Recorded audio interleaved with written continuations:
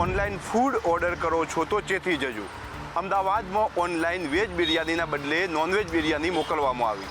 South Bopal આવેલી the rebel fast food પ્રોડક્ટ્સની મોટી બેદરકારી સામે આવી છે. ઓનલાઈન મંગાવેલી વેજ બિરયાનીમાં નોનવેજ બિરયાની આવી. વેજીટેરિયન ગ્રાહકે નોનવેજ બિરયાની આરોગતા તબિયત લથડી હતી. સાથે ગ્રાહકની ધાર્મિક લાગણી દુભાતા ડિપ્રેશનમાં પણ આવ્યો છે. મારું નામ મેહુલ છે.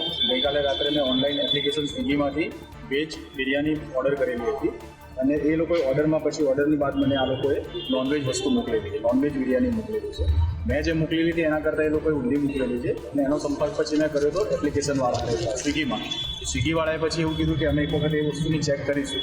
એટલે આમાં મારી ધાર્મિક લાગણીઓ બી દુભાવી છે અને સાથે સાથે ગઈકાલે રાત્રે મારી તબિયત ખરાબ થઈ હતી એની મેં પછી દવાની બધું કરાવી છે. મને વોમિટ ને બધું થઈ ગયું હતું. બિરયાની મોકલનાર એકમે પોતાની ભૂલ સ્વીકારી છે, જ્યારે ગ્રાહકે એએમસીમાં ફરિયાદ કરી કડક માંગ છે. મહારાષ્ટ્રમાં ગૌ માતાને રાજ્ય માતાનો દરજ્જો આપ્યા બાદ ગુજરાતમાં પણ તેની માંગ ઉઠી છે.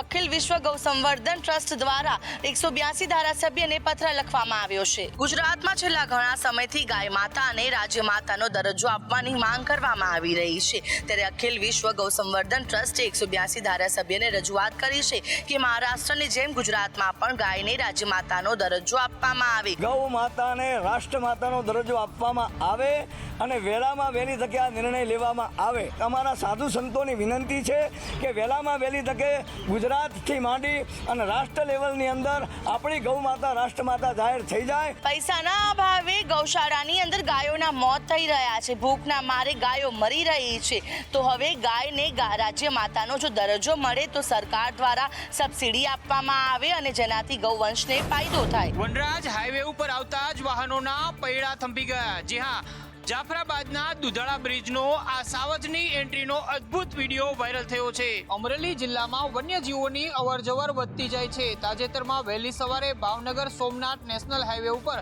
જાફરાબાદ તાલુકાના દુધાળા ગામ નજીક આવેલા બ્રિજ ઉપર એક ડાલમથ્થો સિંહ જોવા મળ્યો. સવારના સમયે હાઈવે ઉપર સિંહની હાજરી જોઈને વાહન ચાલકો આશ્ચર્યચકિત થઈ ગયા હતા. લગભગ 15 મિનિટ સુધી સિંહ બ્રિજ ઉપર લટાર મારતો રહ્યો, જેના કારણે બંને તરફના વાહનો થંભી ગયા હતા. વાહન ચાલકોએ સલામત અંતરેથી સિંહના દર્શન કર્યા અને વિડીયો પણ ઉતાર્યા, જે હવે સોશિયલ મીડિયામાં વાયરલ થઈ રહ્યા છે. વન્યજીવ પ્રેમીઓએ ચિંતા વ્યક્ત કરી છે કે આ હાઈવે સિંહો માટે જોખમી બની રહ્યો છે. સાથે જ તેમનું કહેવું છે કે આ અંગે વન વિભાગ પગલાં લે. એટલું જ નહીં પરંતુ રાષ્ટ્રીય ગૌરવ સમાન સિંહોની સુરક્ષા સુનિશ્ચિત કરવામાં આવે.